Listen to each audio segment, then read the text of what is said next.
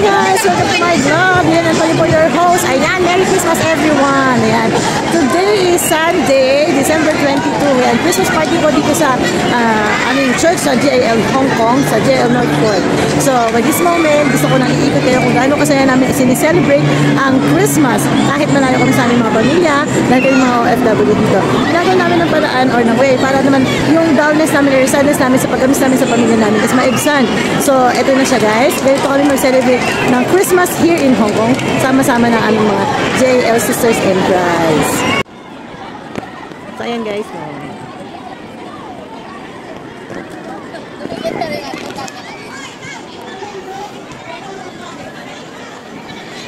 So, ganyan kami kasi mag-celebrate ng Christmas dito. Christmas party ng JL North Point. Ayan. May kanya-kanya kami kong grupo, pero syempre, isa naman kami ng church. Tapos na kami magsipagkain guys. Ang sarap naman pagkain. Yung iba dito sharing, yung iba nagdala ng kanya-kanyang food. Yung iba naman, ayan, ang mag-ambagan. May mga exchange gift din. Ayan. So, eto, dito ako sa part ng North Point. So, ayan, nakita nyo kung gaano kami kasaya.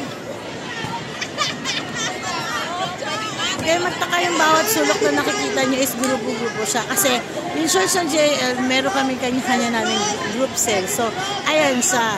Yan yung mga family namin.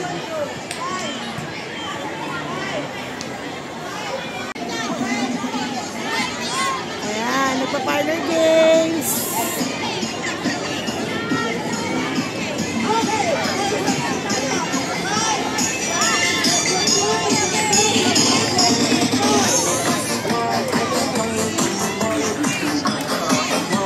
Daming gift oh.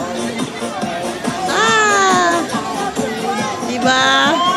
Mapamigay yan. Ayan sila.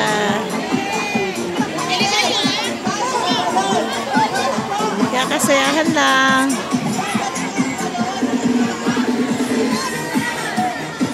Kita nyo naman, iba-ibang grupo pero isang inyan.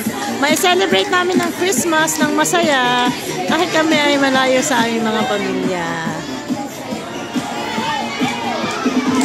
So yun guys, kaya kami mag-celebrate ng Christmas dito sa Hong Kong together with my sisters in Christ.